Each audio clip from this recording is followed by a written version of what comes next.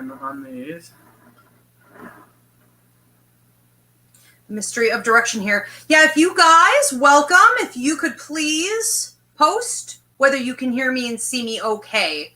I don't want to go ahead and get started until I make sure every program is working. Much appreciated. You guys feel free, if you have not already done so, to follow for updates for upcoming classes. I do a show every Monday night where I take your questions. And we've started Roots Revival Interfaith, my church, focusing on astrology, numerology, psychic mediumship, and empathic ability. So we have Sunday service, 8 p.m. Eastern. So follow to get updates. If you guys could also like this video and share. Okay, thanks so much. We're getting some updates that they can hear and see, okay? Yep, we're looking good on Instagram, and TikTok says hey, so I think we're all right. Okay, so we have Instagram and TikTok. So we're just waiting on Facebook and YouTube? Yep. Okay. I'm going to give this a minute for a few more people to tune in. We're going to get set up with Facebook and YouTube. YouTube's a thumbs up, and they're coming from the same source, so I'm going to just say Facebook's probably good. Okay, so hopefully Facebook's working too. We can see YouTube. All right, thanks so much. Everyone on YouTube, if you could, give this a thumbs up. If you have not already done so, feel free to subscribe. And if you hit that bell, you will get alerts when I go live or when I post videos. Okay, Paul, can you get my water? Yes. I've left my water somewhere. I wander around the house 9-10 months into COVID, and I lose my mind in one place, my coffee in another, my water in another. I cannot hold it together. I honestly have no idea where that might be. Maybe the kitchen? Okay. So let's talk about what we're doing here tonight and what's coming up. All right. So upcoming free mini classes, part of the quarantine series since the pandemic began. We have the next one being The Divine Feminine with Dani Johnson, Reverend Dani Johnson, and myself. That's going to be on January 12th at 8 p.m. Eastern. Here again, thank you so much. You are welcome. And that has to do with feminine wisdom. All the power of femininity that has been washed away, buried, stripped away over time. We are coming to a place astrologically with the awakening and otherwise where we are getting back in touch with our feminine roots. So whether you're a man, you're a woman, you are going to benefit from that mini class. Okay, then we have Stop Overgiving Without the Guilt. That's the following class. That's going to be on the 19th at 8 p.m. Eastern. After that, we have Breaking Generational Curses, Myth versus Truth, and what to do about what seems like a generational curse. That's going to be on the 26th at 8 p.m. Eastern. Now, we also have Psychic Mediumship class beginning. Now, this is a paid course, and that starts on February 16th.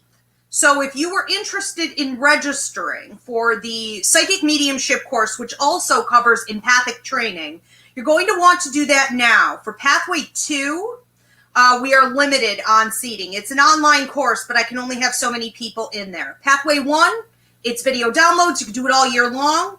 Okay, but we have coming up to sort of complement that class.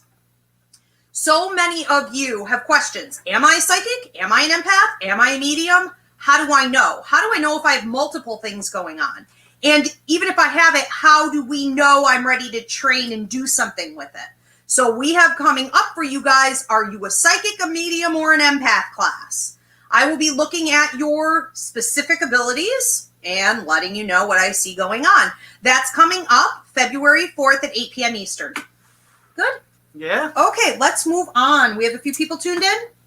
Yeah, looking good. We did get our Facebook confirmation too. So. Oh, good. Facebook is here. Okay, it's hard to see everything on one screen. All right, very good. So I do want to invite you guys to, Paul can explain it, but if you are inclined to leave a donation, you can do that at IvyRiveraPsychicMedium.com or on YouTube. You can also hit the join button if you want to become a member on YouTube for behind the scenes extras, daily messages directly to you from Spirit, monthly astrology, all kinds of things like that. So check that out. I do want to announce that halfway through this curriculum, we are going to be switching over to YouTube. So we'll be shutting off Instagram, Facebook, and TikTok. So if you guys aren't already on my YouTube channel, you may want to go over there now at Ask Ivy. All right, today we are talking about love versus fear. So what we have going on typically is a battle that seems to be never ending. And it's an internal battle that gets reinforced by society outside of us, basically validating our fears all the time. And when we have an accumulation of fear, it turns into habitual toxic practices that are going to guarantee your stagnancy. It's also going to decrease significantly your prosperity. So when I look at my clients, I look at myself, I look at my students, I look at my children. When I look at others, I can really tell when they are living within love and faith and positivity, and when they're living by fear and ego and control. That toxic energy oozes out of people. You could see it in their face.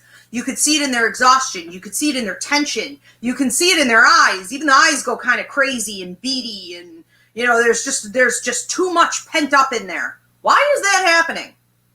Well, in a lot of ways, it's happening because it's generational. It's happening because we were trained into that system since we were small.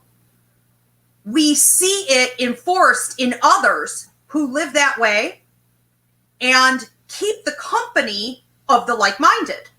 It's sort of like saying, misery loves company. So when we talk about like misery loves company or law of attraction, like attracts like, people that are miserable, people that are overly focused on their money, people that are fearful, people that are into conspiracy theories, people that are kind of off the rails, right? And there are degrees to this, of course. They cluster.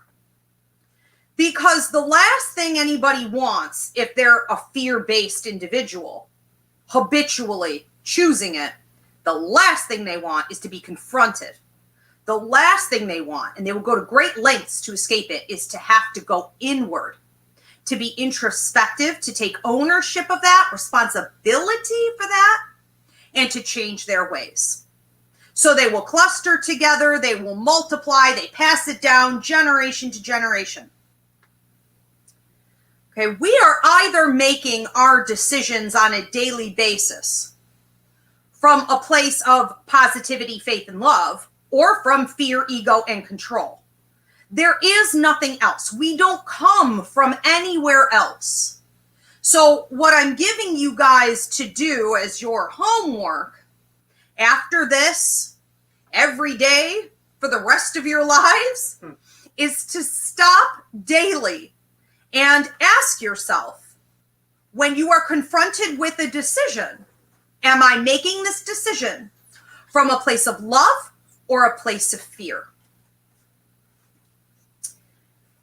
All right, we get into a habit of doing the wrong thing because it's human nature a lot of times. It's human nature to go with what's easy. It's human nature to come from a place of fear for self-protection purposes. But any bad habit can be undone and replaced with a positive habit. So I would say that if you even work on this for 3 consecutive weeks, you should see a drastic improvement. It's sort of like going on a diet, or eating healthier. Cutting out sugar, that's a great example. At some point, you don't even want it anymore. At some point, it turns you off. At some point, just even to see it is like repelling. And you know, if you eat it, it's going to send you into a downward spiral. It's like it has a snowball effect. And you're like, no, no, no, no, no. It's easier just not to touch it. For anyone dealing with drug addiction, alcoholism, if you used to smoke, same idea. You do not take a drink. You do not light up again. You know it will suck you back in. So it gets a lot easier. Just stay away from that type of toxic thinking. All right, so today what we're going to do is examine the most common 5 ways that I see people turning toward fear instead of love. This is based on my students, my clients, my own life experiences. We're going to go from 5 to 1 being the most common, the most potent, the one that everyone sees all around them every day. And then we're going to talk about solutions. Okay. So let's start with number 5. Are you lacking forgiveness? This is what I want you to ask yourself. Now, a lot of people think that you need to be engaged somehow with the person who offended, hurt, or abused you in order to have that forgiveness, that you need an apology. And that is not the case. Now, forgiveness really has nothing to do with the other person. And I'm not going to come here today and ask you to pray for them. Let's try to be realistic about where we are. Okay? It's not necessary for you to wish lavishly upon them happiness or things like this. I would suggest that when they come into your head, you remember what they've done. You wish for them consciousness, a better way. You wish that they see the light. You pray for them that they will see the light. That's it. Now, when we talk about forgiveness here at the Academy or at church here with Roots Revival, we're always focused on you. This has nothing to do with them anymore. This has to do with you. The pain, the toxicity, the blocks that have accumulated within you need to be removed in order for you to receive blessings from the universe, level up in your life, and claim prosperity. There is a universal law that blocks you from that level of achievement when you have unforgiveness in your heart. Unforgiveness, bitterness builds up like a toxic block. And that means that what comes out of you is minimal when we look at power.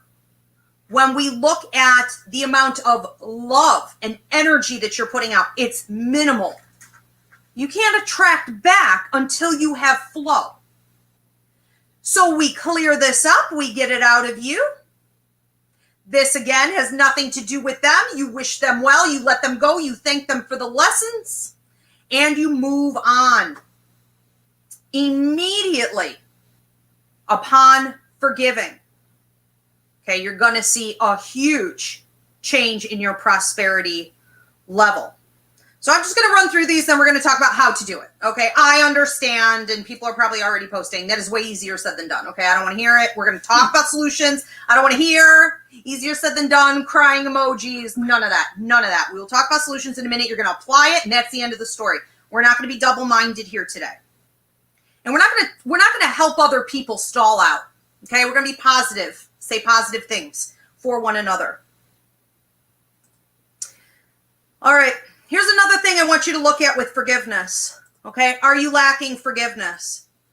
You can't really trust in the universe to have your back when you have unforgiveness in your heart. It is innate in every human being that we know better. We know better. So how can you manifest? If your law of attraction is not working, it could be this. Let's talk about number 4. I want you to examine whether or not you are level jumping. If you are level jumping, you are coming from a place of fear, not love. You don't want to wait. You feel that you're entitled to somehow have a quick turnout without having to put in the character development and the hard work and the integrity and the consistency. So you level jump. And in doing so, you are most definitely trampling other people. You're trampling yourself. You're trampling the process. Let's look at number 3. Do you compare yourself to the Joneses? Are you coming from a place of love where you accept your own journey? You're celebrating your journey. You're happy to be on your path. You don't validate it and judge it and measure it based on your paycheck or what the neighbor's paycheck is, or what your parents' paycheck was, or what you were told you had to go for a college degree, and if you're not using that and making X amount, then it's not worth it. What kind of car did they have? What kind of house did they have? What did their kids have? What do I have in the savings? Okay, none of this. Are you looking at fear, which is control and ego, comparing yourself to everybody else? Or are you happy with your journey? Are you rooted, grounded, centered in what you're called to do? Staying in your lane. Number 2, I want you to look at how you're programmed. Think about your parents and how they've programmed you, or whoever raised you, or if you weren't really raised up at all. Where did you get all of those ideas about who you were supposed to be and how you were supposed to function? Not only how were you supposed to attain what you need for yourself, but how were you supposed to protect yourself from the dangers of the world, from other people? What were you taught? What did you learn? Look at your teachers. Look at your schooling. Look at your relationships and what love partners, what friends, what acquaintances have told you about who you are.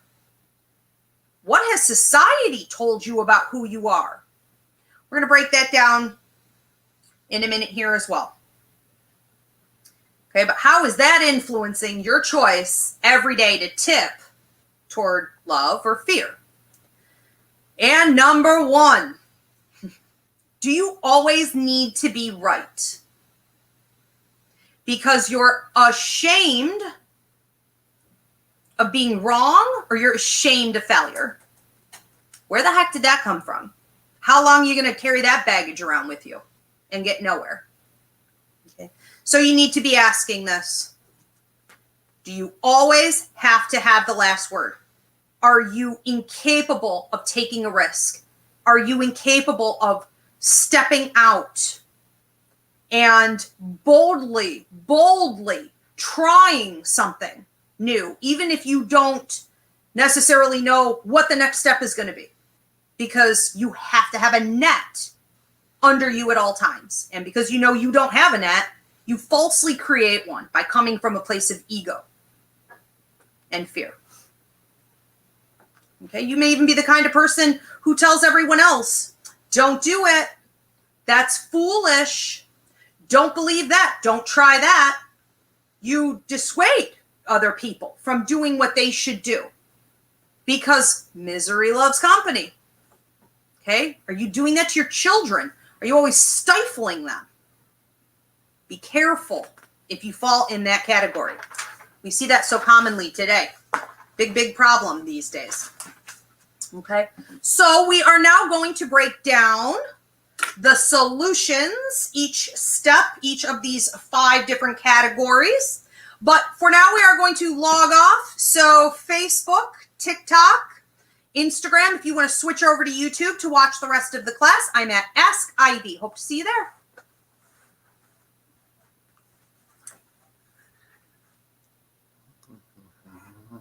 I also want to encourage you guys to start posting your questions, your comments.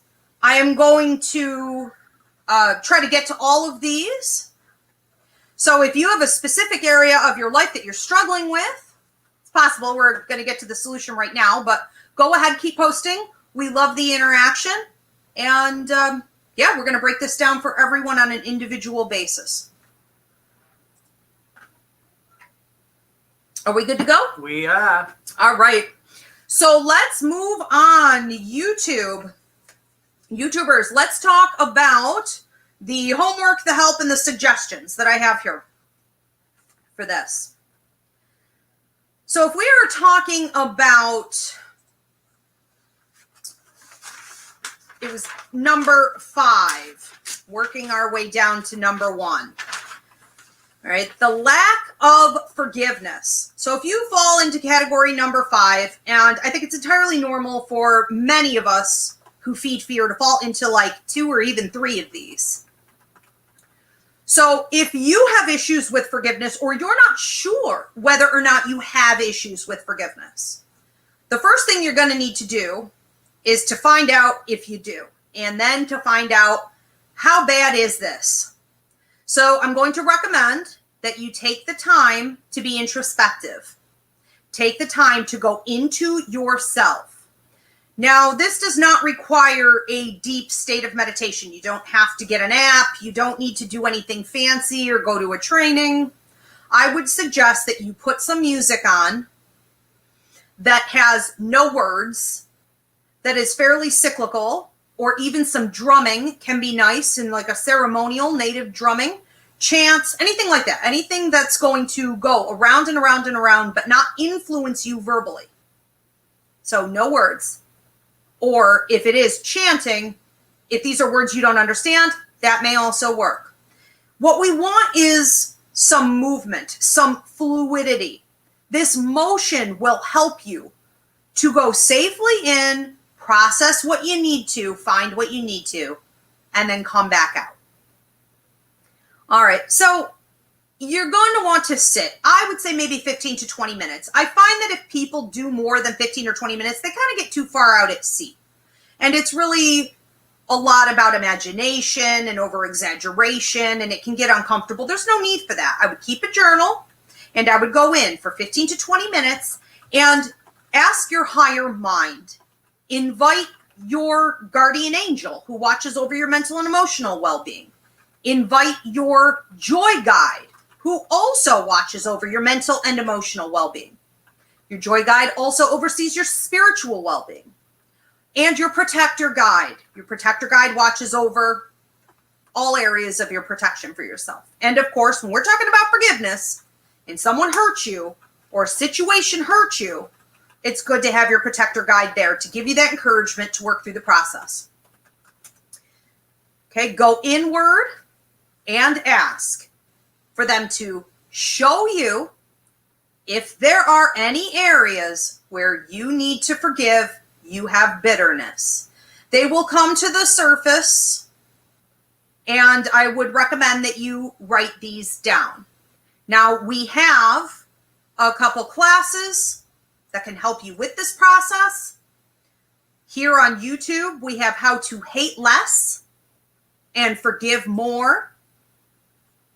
And up on the website, I have a full training that's called Relationships, Boundaries, and Cord Cutting. Now, in both of these, we're talking about alchemy.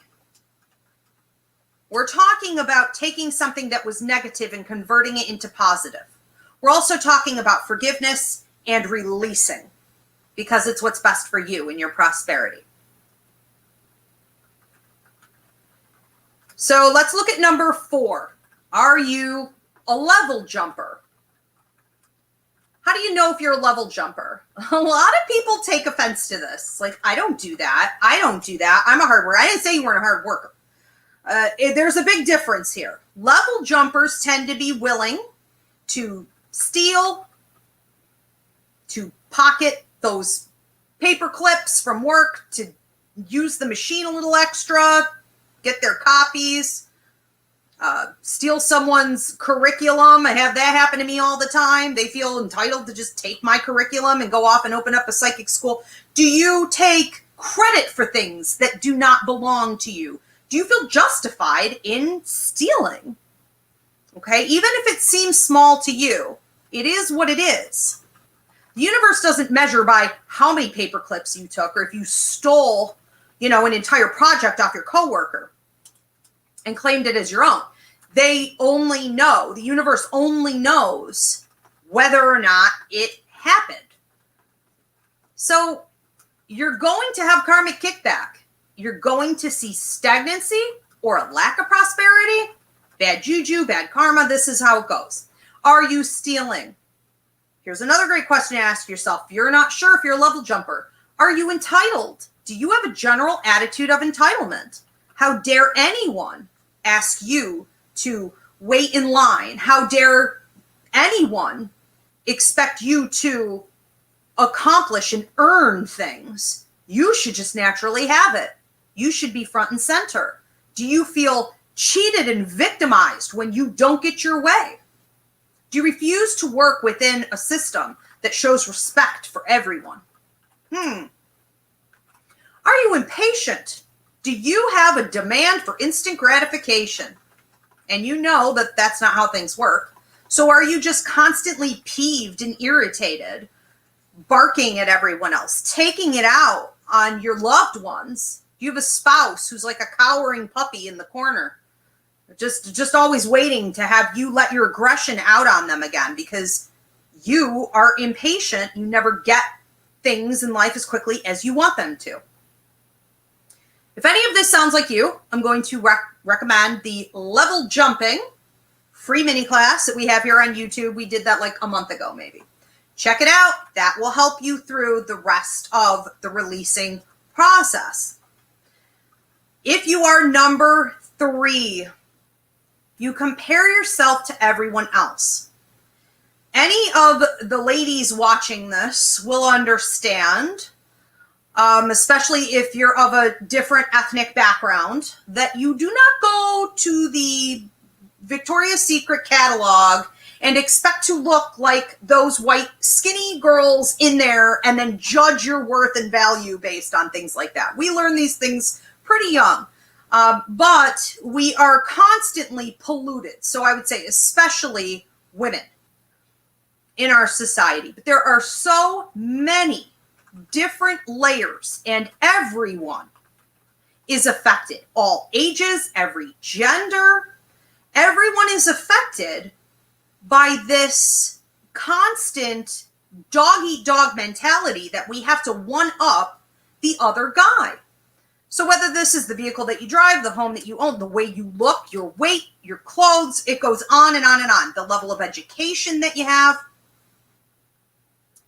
And we have to be very careful that we are paying attention to what we're called here to do. If you don't know what you are on earth to do, book a life contract reading with me. We can look at what you signed on to before you came to earth. But people who are living within the path, within their life calling, they have a certain level of fulfillment, satisfaction. They sleep well. They feel they've done good work. Now, others may not measure it that way. They may be considered, peasants, like they don't have anything to show for their work, but they feel good about it. They know they're doing what they came here to do. Money cannot buy that level of happiness. Money cannot buy that level of peace or power. So if you don't have this, you need to examine whether or not you are living within your life contract. I would also recommend you watch Stay in Your Lane. Did we already suggest this? If Paul, you put these in the comments. Stay in Your Lane is also a free mini class that we did here on YouTube, trying to help you to stop comparing yourself to other people. It's just going to suck your energy level out, and it's always going to leave you feeling empty. Now, if you are category number 2, you've been pre-programmed. No, we've all been pre-programmed. The thing is, most of us haven't looked at how. And I think taking the time over the course of our entire lives to see the areas where we've been programmed, to, what's the word I'm looking for, unprogram? disprogram, I think D program? reprogram, D. deprogram is such a journey that it is a lifelong project that needs to be examined on a daily basis. But the universe is constantly sending you opportunities to just notice that it's there. So we need to stop and be mindful every day of our lives, probably for the rest of your life, into the ways that you have been programmed, and deprogram yourself. This is a lot of work.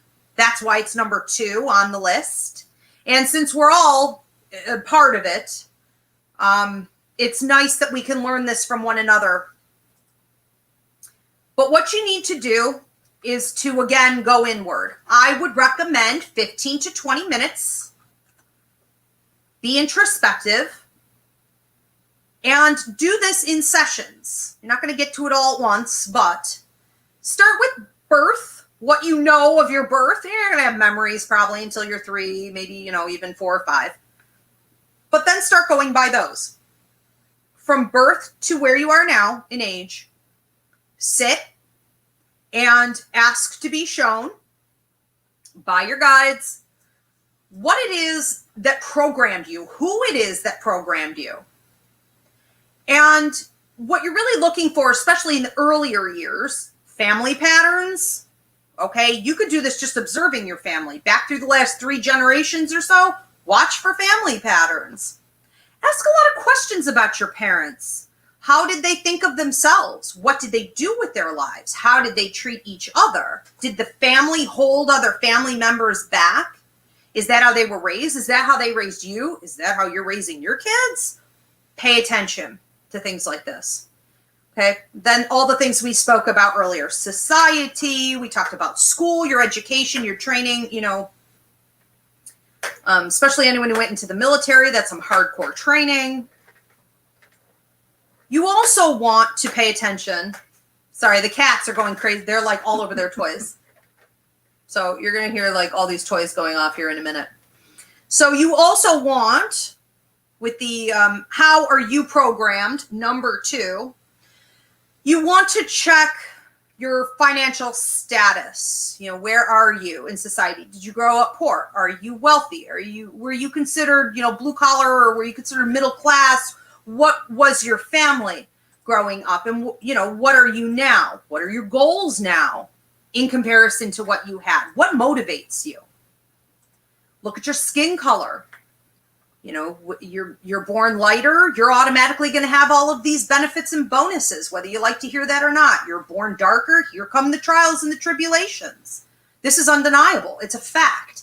So look at where you are in the system of racism or benefit. How is that affecting your programming? Have you been told that you can't have things because you're darker skinned?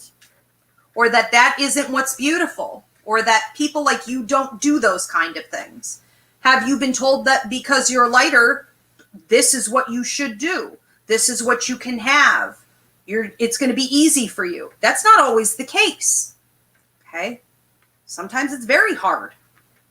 You haven't been properly prepared. Look also at your education, not only your education, but the education of your parents and your grandparents before you. Generational. Where does the education lie? Now, looking at these key areas, you're going to be able to keep, again, like a journal. It's going to be pretty obvious where the influences are, where the programming has been. And see how you feel about that. Is that causing you to come from a place of insecurity, fearfulness, which makes you want to control everything so that you can protect yourself? You don't want to have that kind of defeat again. Or are you coming from a place of love? You know your power. You know your worth. From inside, you know that you can boldly step out. You're not afraid to stumble and fall because you will get back up again. That's where we need to be. Let's look at number 1. Okay. Again, do you always need to be right because you're ashamed? Let's look at that word shame. Okay. Of being wrong or of being a failure. Who put that shame into you? So let's look at the solutions there. You need to find out where that came from. Was it society? Was it your parents? Is it yourself?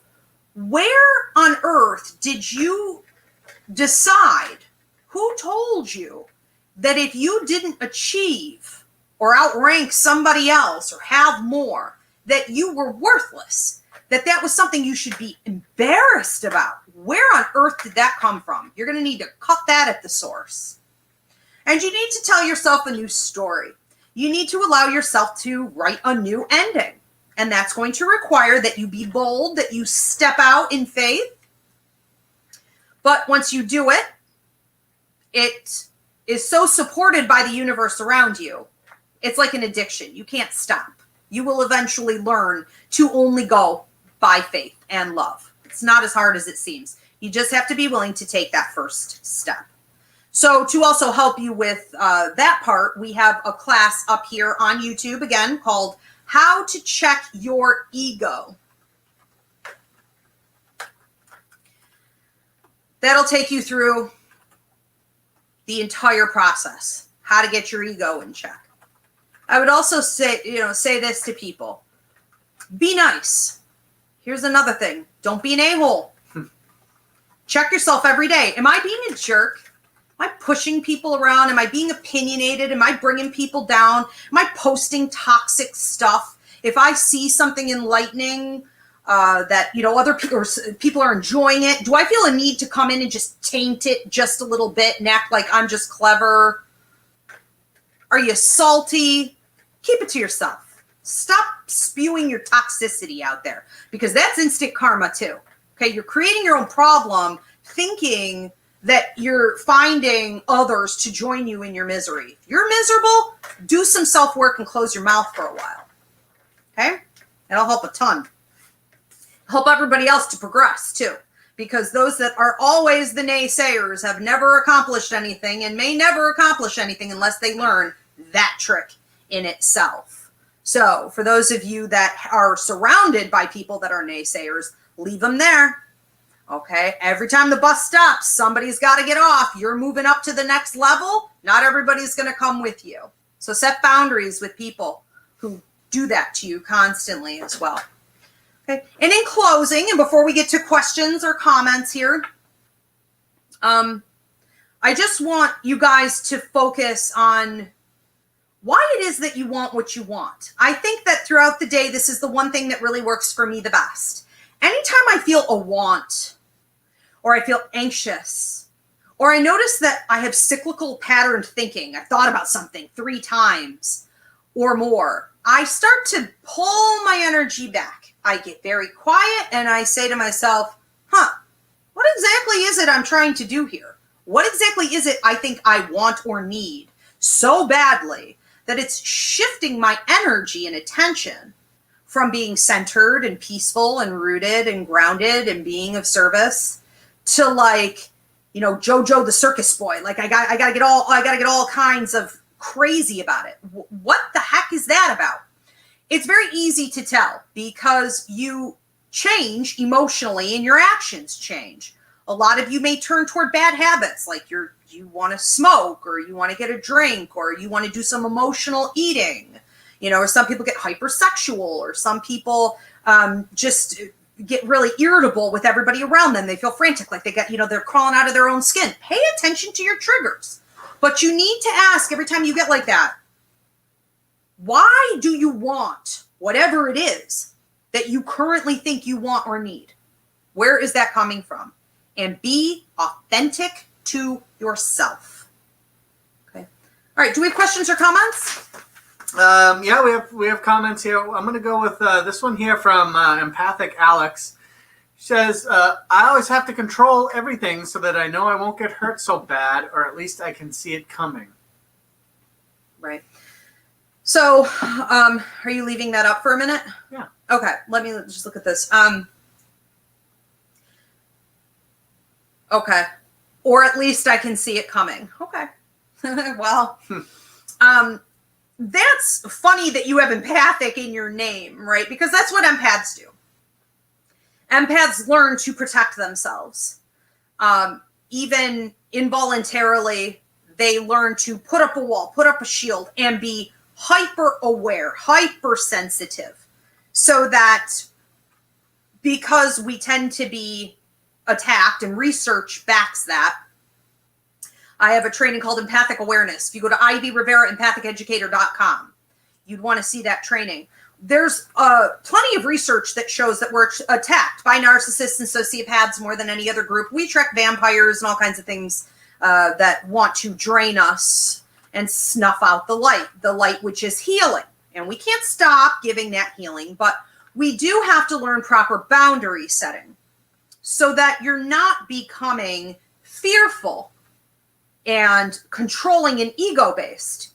If you are setting the proper boundaries, which I teach in that class, and you are flushing out and cleansing regularly, what you're going to find is that you are more trusting, not of the world around you, let's be real, but of yourself, of your power, and of your ability to control what comes in and what goes out, to be more mindful and purposeful with the energy that you're sharing with the world around you. So once you get that power back in your hands, there's no need for this fear and this ego. It's a great point. I think a lot of people identify with that in a million different ways, especially for those of you, I just want to say this. And this is just, I'm just hearing this from spirit. You know, those of you who have been cheated on, or you've been in a relationship with a narcissist or a sociopath or something like this, you know, you've dealt with like a bad marriage and abuse or parental alienation or triangulation in your family, you know, things that come in systems that really wipe you out for long periods of time. And those beatings become wounds that are buried underneath what you think is going on in the day-to-day. Go through this process that we talked about today. Take your time and understand that the healing process is not direct. It's not A to B. It's not a graduation, you get a certificate and it's over with. It's normally like one step forward and then some stagnancy, right? And then like another step forward and sometimes even 2 steps back. And then another step forward and you think you've dealt with it. And then a year or 2 later, it resurrects itself again. And there's more under there. That's okay. Be patient with the process, but give it the time and attention that it deserves. And know that the key to you really letting go of all of this is having confidence in 2 key areas. That is confidence in yourself, that you will identify it, that you will spot that type of abuse, that you won't allow it to happen again, and that the universe has got your back. And now that you're listening to the universe, and you're not coming from a place of fear and ego, the universe can talk to you more. You could pick up on those signs and warnings in the event that you were to ever miss anything. It does get easier, but we have to work with the process. Yeah. We have a couple comments. Jill is saying about comparing that's her biggest issue. It's more feeling like I don't meet others' expectations, so I'm always comparing myself. I've been stopping myself as soon as it pops in my head now. Very good. That's wonderful. So yeah, I just want to comment on Jill's remark about stopping herself as soon as it pops in her head. And so one of the biggest issues that I see with my clients and my students is that they spend too much time in stagnancy, procrastinating on just making a move in the right direction. There's too much time like mulling over these bad habits. And the way she said, I stop it immediately. So when people say, yeah, but how? Yeah, but how? How do you replace a toxic thought or a toxic feeling? But how? And I say, stop it dead in its tracks. And they say, well, easier said than done. Well, then you've already lost. You already chose to throw in the towel. You were choosing failure. You would prefer to be a victim instead of the hero in your own life. And what Jill has decided to do was to say, nope, I'm claiming it. I'm taking responsibility for it. It is up to me to do. No one's going to come in and rescue me. I'm going to stop it dead in its tracks. I'm going to replace it with something else. And that's all that's required. And again, it does get habitual. It will replace, because we're just human beings. Everything takes about 3 weeks. It will replace, if you're consistent, the old bad habit soon enough. Good for you, Jill.